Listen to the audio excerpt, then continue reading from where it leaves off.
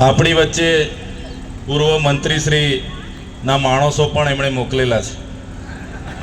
એમણે કીધું કે જાઓ, ચૈતર વસાવાનો પ્રોગ્રામ છે, કેટલા લોકો આવે છે, એની સાથે સાથે કેટલા લોકો જોરથી નારા બોલે છે, ઉતારીને લાવજો. એ લોકો ઉતારશે ને તમે આટલું આ કરશો ને પછી કઈ મજા નથી, એવું થશે. તો હું જય જવાન બોલાવીશ, તમે જય કિસાન બોલાવજો. હું જય જવાન બોલાવીશ, તમે જય કિસાન બોલજો.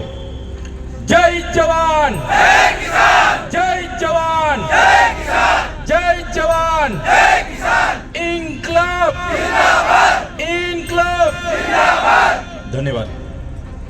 આજની ગુજરાત જોડો જનસભામાં અહીં મંચસ્થ મારી સાથે ઉપસ્થિત આમ આદમી પાર્ટીના પ્રદેશના યુવા અધ્યક્ષ એવા બ્રિજરાજભાઈ સોલંકી, વિદ્યાર્થી નેતા અને આમ આદમી પાર્ટીના યુવા આગેવાન એવા યુવરાજસિંહ જાડેજા, આ વિસ્તારના સંગઠન મંત્રી એવા નરેશભાઈ બારિયા, આ ઝોનના પ્રભારી એવા અશોકભાઈ ઓઝા, સાથે આપણા મહીસાગર જિલ્લાના પ્રમુખ એવા બાબુભાઈ ડામોર, દાહોદ જિલ્લાના પ્રમુખ એવા રાકેશભાઈ બારિયા, દાહોદ લોકસભાના ઇન્ચાર્જ એવા ભાણાભાઈ, સાથે આ વિસ્તારમાંથી દાહોદ જિલ્લાની આજુબાજુની વિધાનસભા 2022ની ચૂંટણી લડેલા એવા તમામ સાથીઓ, વિધાનસભાના ફતેપુરાના પ્રભારી, ઝાલોદના પ્રભારી અનિલભાઈ અને તમામ વિધાનસભાના પ્રભારીઓ, તાલુકાના પ્રમુખો અને મોટી સંખ્યામાં થયેલા જુદા જુદા ગામમાંથી પધારેલા વડીલો, યુવાનો, માતા બહેનો, ભૂલકાઓ, આપણો અવાજ ગુજરાત સમેત પૂરા દેશ સુધી પહોંચે એના માટે સતત 12 વાગ્યાનું કવરેજ, ખડે પગે રહીને 12 વાગ્યાથી કવરેજ કરતા એવા મીડિયાના મિત્રો, આપણો પ્રોગ્રામ ખૂબ સારી રીતે થાય, કાયદો વ્યવસ્થા જળવાય અને સુચારું આયોજન થાય એના માટે સેવા આપી રહેલા પોલીસના તમામ અધિકારીઓ, કર્મચારીગણ બધા માટે એકવાર જોરદાર આપણે તાળીઓ પાડી લઈશું.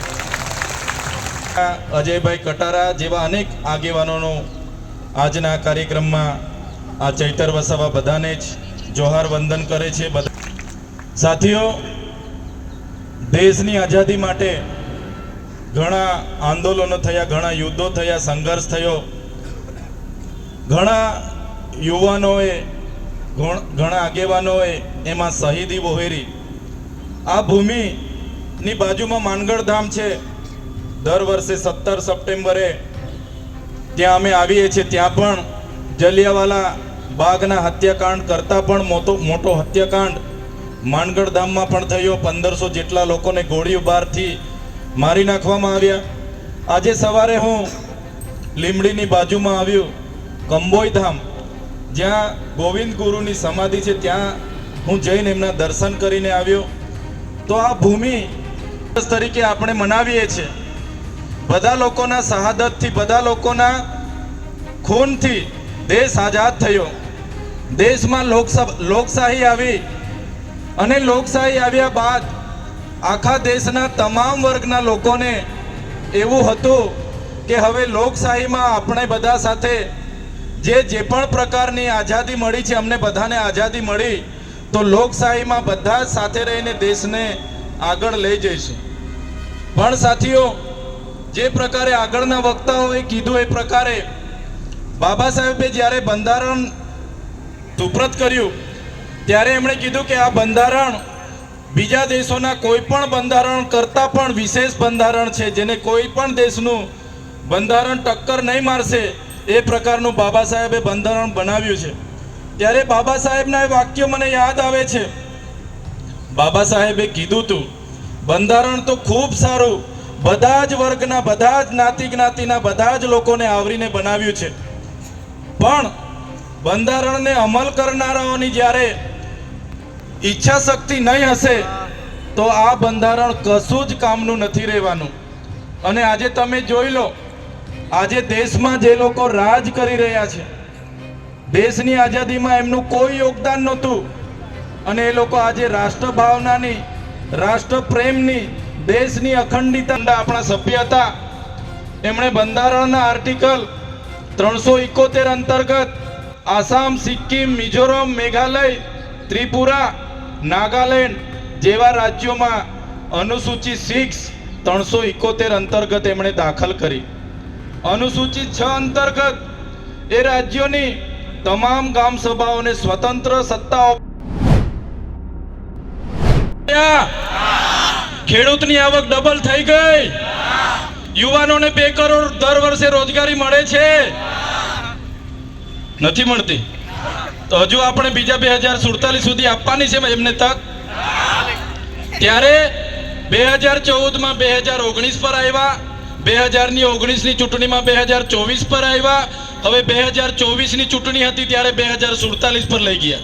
પરિવર્તન કરવા માટે હવે બધાએ જાગી જવાનું છે.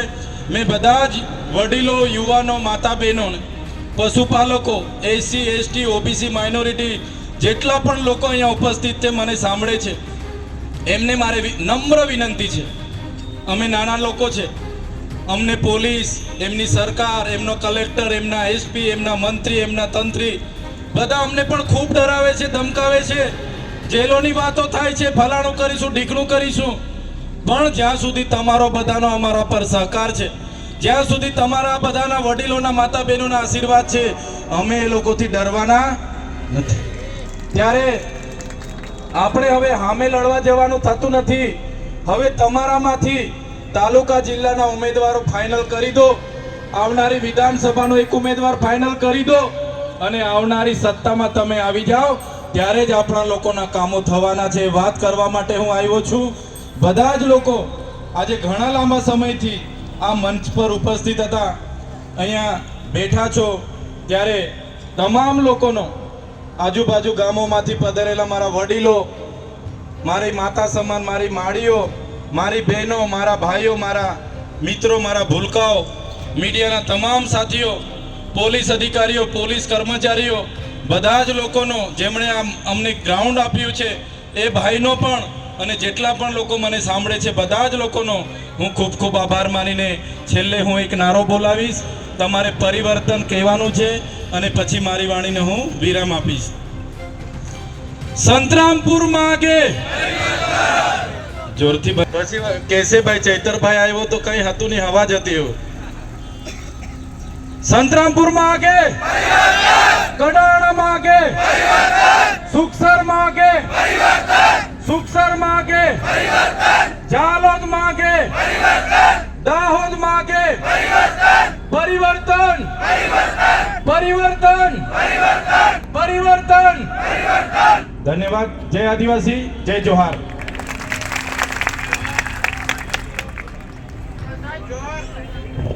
જોહાર. ખરેખર ચૈત્રભાઈ અમે બેઠીએ છીએ. આ આમ આદમી પાર્ટી, એમના અરવિંદ કેજરીવાલ, તમારો બધાનો સહકાર અમને મળ્યો. તમે બધા અમારા માટે પ્રાર્થના કરી, અમારા માટે દુઆ કરી, અમારા માટે ઉપવાસ કર્યા, અમારા માટે માનતા રાખી, વ્રત રાખ્યા, અને અમે આજે છૂટીને તમારી વચ્ચે આવ્યા છે. ત્યારે તમને કહીએ છીએ, આ ચૈતર વસાવા એના શરીરમાં જ્યાં સુધી લોહી ચાલશે ત્યાં સુધી આદિવાસી સમાજ અને ગુજરાતના લોકો માટે લડશે. કે વડાપ્રધાનની હસ્તે તમારે જોડાઈ જવાનું છે, નહીં તો જેલોમાં જવા માટે તૈયાર રહો. ત્યારે ભાજપના પ્રદેશના નેતાઓને બી કહેવા માંગુ છું, ચૈતર વસાવા આજે એકલા નથી. આજે અમારી સામે લાખો ચૈતર વસાવા બેઠા છે. તમારી જેલો મોટી કરી દેજો, તમારી જેલો મોટી કરી દેજો. આજે અમારો સમાજ, આજે ગુજરાતનો યુવા, ગુજરાત, ત્યારે અમે ડરવા વાળા લોકો નથી, અમે લડવા વાળા લોકો છે. કેટલાક લોકોએ કીધું કે ચૈતર વસાવા ભાજપમાં આવે છે 5 દિવસમાં, નરેન્દ્રભાઈ મોદીના હસ્તે એમને ખેસ પહેરાવાના છે. ત્યારે એવા લોકોને પણ કહેવા માંગુ છું, આવે એવા નથી, ભાજપ વાળાને લાવવા વાળા લોકો અમે છે. ત્યારે તમે જોયું હશે, ક્યાંય પણ અમે વાત કરી, અમારા કાર્યક્રમો હોય, ભાજપના નેતાઓ પીએસઆઈ ફોન કરે, પીઆઈ ને ફોન કરે, ડીવાયએસપી સાહેબને ફોન કરે, કંઈ પણ થાય એમના પર કેસ કરજો, એમના આગેવાનોને દબાવજો. મારા પોલીસ અધિકારી મિત્રોને પણ કહેવા માંગુ છું, એવા ભ્રષ્ટ નેતાઓથી તમારે ડરવાની જરૂર નથી. આમ આદમી પાર્ટી, ચૈતર વસાવા તમારી સાથે છે, તમારા કોઈ બાપથી એમનાથી ડરવાનું. સાથીઓ, આજ વાત સાથે અમે તમારી વચ્ચે આવ્યા છે. જે પ્રકારે દેશ ચાલી રહ્યો, શું ચાલી રહ્યું છે, શરૂઆતમાં આ સરકારે કીધું કે જીએસટી અમે લાગુ કરીએ છીએ અને એમણે જીએસટી લાગુ કરી નાના નાના વેપારીઓ રોડ પર આવી ગયા. આ સરકારે કીધું રાત્રે 12 વાગે જાહેર કર્યું કે ભાઈ બદલી દો, એ ચાલવાની નથી. નોટબંધી જાહેર કરી, આપણે બધા લાઈનો પર લાગી ગયા. નોટ બદલવા માટે બેંકોમાં ચંપલોની લાઈનો મુકતા થઈ ગયા. એમનો એક પણ ભાજપનો કરોડપતિ નેતા પૈસા બદલવા માટે લાઈન પર નથી આવ્યો. દેશના વડાપ્રધાને કીધું કે નોટબંધી થકી ભ્રષ્ટાચાર ખતમ થશે, નોટબંધી થકી આતંકવાદ ખતમ થશે, નોટબંધી થશે બાદ તમને 15 લાખ રૂપિયાનું કાણું નાણું મળશે. કોઈને મળેલા છે ભાઈ? પાછળવાળા બોલતા નથી, મળ્યા હોય તો કેજો ભાઈ. સગાઈમાં નહીં જવાનું, તમારે કોઈ કાર્યક્રમ નહીં કરવાનો. ભાજપ વાળાની રેલી હોય એ દિવસે કોરોનાને રજા હતું કે નહીં હતું? 2 વર્ષ સુધી કોરોના ચાલ્યો. 2 વર્ષ સુધી આપણે લગ્ન નહીં કરવાના, ભજન નહીં કરવાના, 12મા નહીં કરવાના, કોઈ તહેવાર નહીં કરવાનો. અને ભાજપના નેતાઓની રેલી હોય એ દિવસે કોરોનાને રજા. અને આપણા સાહેબે કીધું કોરોનાને ભગાડવા માટેનો ઉત્તમ ઉપાય એક જ છે મારી પાસે. તમે બધા થાળી અને વેલણથી થાળી વાડકા વગાડો. આપણે બધા વગાડ્યા કે નહીં વગાડ્યા? એમણે કીધું અઠવાડિયા પછી રવિવારે મન કી બાતમાં તમારે કોરોના ભગાવો છે. આપણે બધાએ કીધું હા ભગાવો છે. તમે દીવા સળગાવો. આપણે બધાએ 50 સળગાવ્યા, કોઈ 100 સળગાવ્યા, કોઈ 200 સળગાવ્યા. કોરોના ગયો, પબ્લિક હેરાન થઈ. માટે 2 મહિના સુધી આપણને લાઈનો પર રાખી દીધા. યાદ છે ને બધાને? આધાર કાર્ડ અપડેટ માટે લાઈન પર હતા આપણે 2 મહિનાથી. ખબર છે ને બધાને? માંડ એ પૂરું થયું. એમણે કીધું તમને અનાજ મળે છે. આપણે કીધું હા. એ રેશન કાર્ડ ને કેવાયસી કરાવો, નહીં તો અનાજ નહીં મળશે. બીજા 2 મહિના આપણે રેશન કાર્ડ લઈને દોડતા થયા. સાચી વાત છે કે ખોટી વાત છે? સાચી વાત છે ને? એ પૈતું માંડ માંડ. હા તમારા કટિયા છે. આપણે કીધું હા. તમે ખેડૂત રજીસ્ટ્રેશન કરાવો, નહીં તો તમે ખેડૂત તરીકે મટી જશો. તમને તમારા ખાતામાં મળતા જે ખેડૂત રાશિ છે એ પણ મળશે નહીં. આપણે ખેડૂત માટે 2 મહિના કાઢ્યા કે નથી કાઢ્યા? યાદ છે ને પાછળવાળાને? ત્યારે હવે પાછું મોદી સાહેબ એવું કીધું તમે બધા મતદાન કરો છો? આપણે કીધું હા મતદાન કરીએ છીએ. એમણે કીધું ભાઈ એ મતદાન યાદી બંધ, નવા ફોર્મ ભરો. ચાલે છે કે નથી ચાલતું? નવા ફોર્મ ભરવાનું ચાલે છે કે નથી ચાલતું? નવા ફોર્મ ભરો તો જ તમે મતદાતા. 1 વર્ષમાં 8 મહિના આપણે આ લોકોના ચક્કરમાં જ ફરવાનું છે. ફરવાનું છે કે નથી? આપણને ક્યાંય નરવા નથી પાડવા દેવાના. આ લોકો એમનું સભ્ય નોંધણી આપણે કરાવવું હોય, ભારતીય જનતા પાર્ટીના સભ્ય બનવું હોય તો આપણને એ લોકો નંબર આપશે. આ નંબર પર મિસ કોલ કરો, અમારા સભ્ય થઈ જશો. અને આધાર કાર્ડ લિંક કરવા માટે આપણે 2 મહિના લાઈન પર રહેવાનું ને? ત્યારે આ નીતિ સામેની આ લડાઈ છે. એમના ભય ભૂખ અને ભ્રષ્ટ.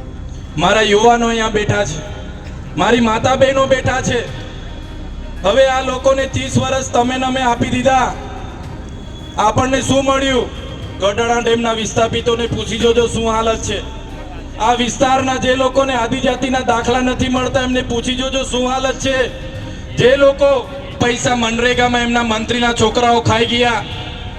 નલ સે જલના નામે ગામે ગામ કરોડો રૂપિયાનો ભ્રષ્ટાચાર થયો. નલ આવી ગયા પણ નલમાંથી હજુ પાણી આવ્યું કે આવે છે? પેલા બોલતા જ નથી. તમે આવતો હોય તો આ કહી દો ને ભાઈ, એટલે પૂરું થાય.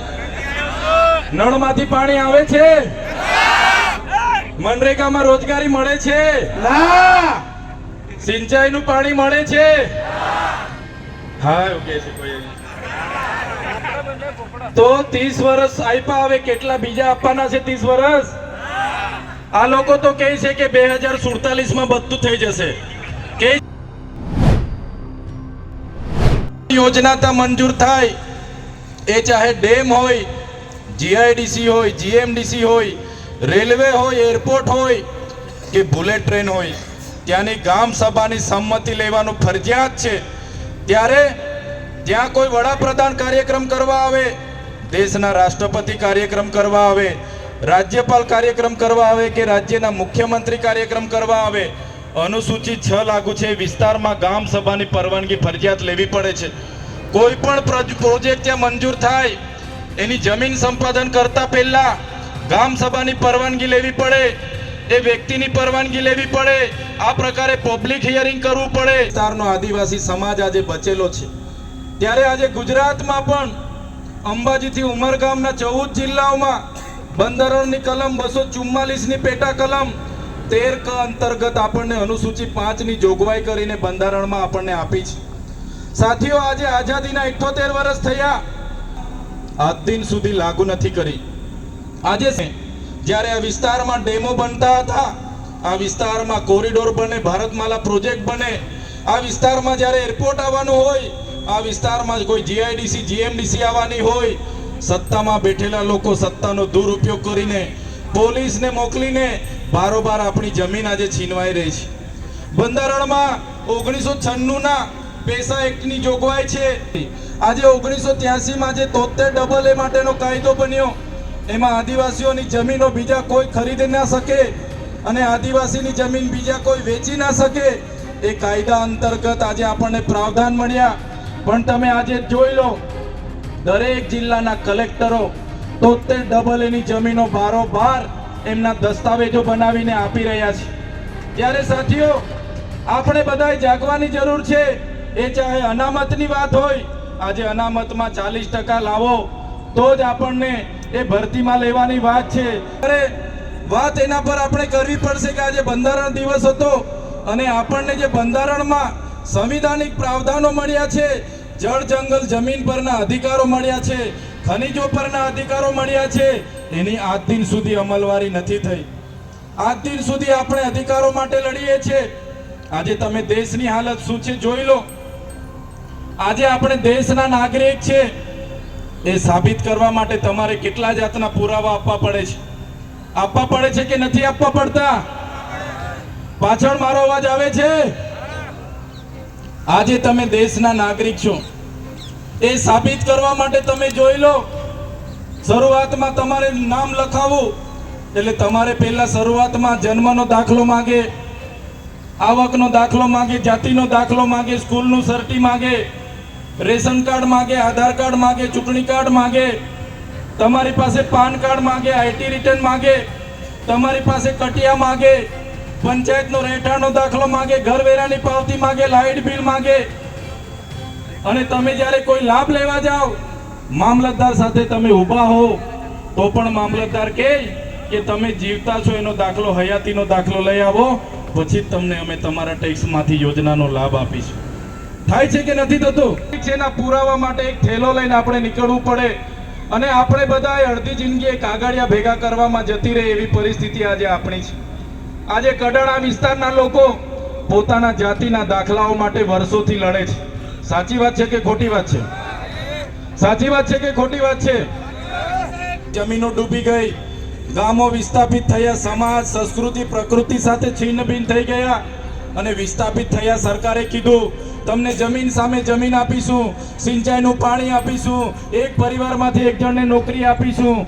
કોઈને કડાણા ડેમમાંથી નોકરીને જમીન મળી છે ભાઈ? કોઈને પાનમ ડેમ વિસ્થાપિત વાળાને જમીનો મળી છે?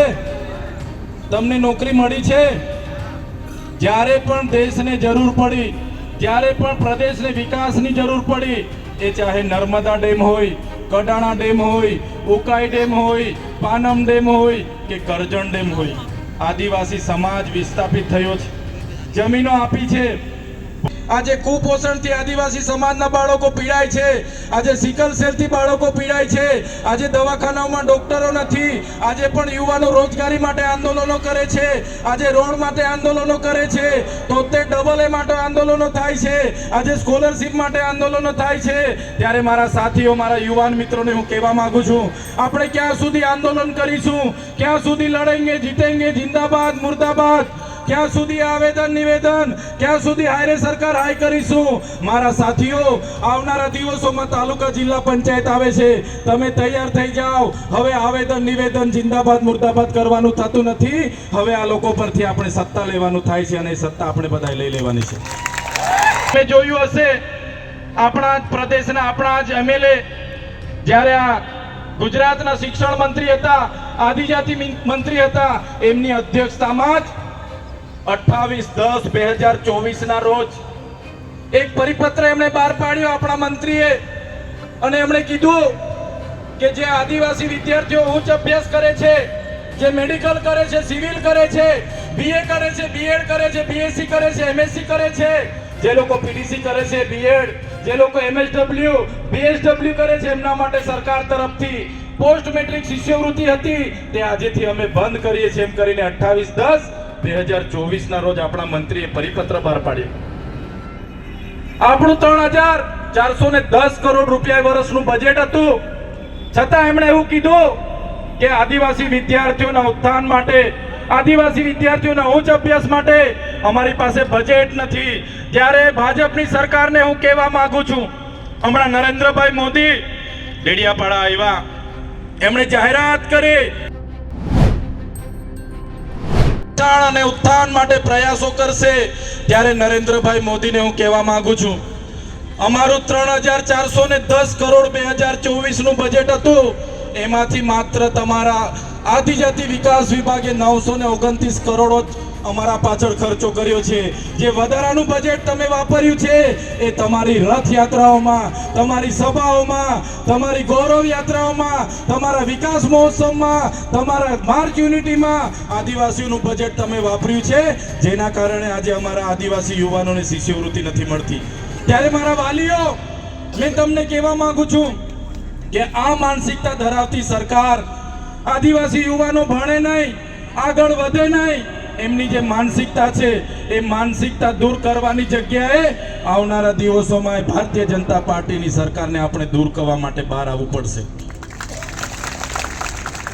હમણાં મંત્રીમંડળ બદલાયું અને મંત્રીમંડળ એમણે બદલ્યું, આખું ને આખું મંત્રીમંડળ બદલ્યું ને નવા મંત્રીઓ બીજા 4 આપણા વિસ્તારમાંથી મૂક્યા. પણ સરકાર મંત્રીમંડળ બદલશે, એમાંથી આપણો કોઈનો ઉદ્ધાર થવાનો નથી. આપણે 2027માં આખે ને આખી સરકાર બદલી દેવા માટે આપણે તૈયાર થઈ જવાનું છે. સાથીઓ, તમે બધાએ જોયું હશે આ પ્રકારની વાતો અમે સરકારમાં કરીએ. એક બાજુ સરકાર વિકાસ વિકાસ વિકાસ ની વાતો કરે, એક બાજુ ગુજરાત મોડલની વાતો કરે, એક બાજુ વિશ્વગુરુ બનવાની વાતો કરે, એક બાજુ પડેગા ઇન્ડિયાની વાતો કરે, બેટી બચાવો બેટી પઢાવોની વાતો કરે, અને આપણે જ્યારે શિક્ષકોની માંગણી કરતા હોય, આપણે જ્યારે શાળાની માંગણી કરતા હોય, આપણે મનરેગા કૌભાંડની વાતો કરતા હોય, આપણે નલ સે જલમાં થયેલા કૌભાંડની વાતો કરતા હોય, એનું આંદોલન થતું હોય, અમે આગેવાની કરતા હોય, ટેટ પાસ પરીક્ષાર્થીઓને કાયમી ભરતી થાય એની માંગ કરતા હોય, તો આ ભૂપેન્દ્રભાઈ પટેલની સરકારને ગમતું નથી, આ હર્ષભાઈ સંઘવીની પોલીસને ગમતું નથી, એમની સરકારને ગમતું નથી, અને અમને જેલોમાં નાખવામાં આવે છે. તમે જોયું હશે 2023માં પણ એક ખોટા કેસમાં મારા ધર્મપત્ની, મારી બહેનો, એમના જમાયો, મારો પીએ, મને બધાને જેલમાં નાખી દેવામાં આવ્યા, દબાવવામાં આવ્યા, ડરાવવામાં આવ્યા, ધમકાવવામાં આવ્યા, અને કહેવામાં આવ્યું તમે આદિવાસી સમાજનો અવાજ કેમ બનો છો, તમે સંવિધાનની વાત કેમ કરો છો, તમે નર્મદાના પાણીની વાત કેમ કરો છો, તમે ઉકાઈના પાણીની વાત કેમ કરો છો, તમે કડાણાના વિસ્થાપિતની વાત કેમ કરો છો, તમે કોરિડોરને કેમ જમીન આપતા નથી, તમને જેલ વેઠવી પડશે. અને એ જ પ્રકારે ગયા વર્ષે પણ હમણાં તમે જોયું હશે જુલાઈની 7મી તારીખે મને એ લોકોએ ઓફિસે બોલાવ્યા અને પૂર્વ પ્લાનિંગ સાથે મારા પર ખોટો કેસ કર્યો. એક સામાન્ય બાબત મામલતદાર ટેબલ પર જામીન આપીને મોકલી દે, એની જગ્યાએ 307 મારા પર લગાડી દેવામાં આવી.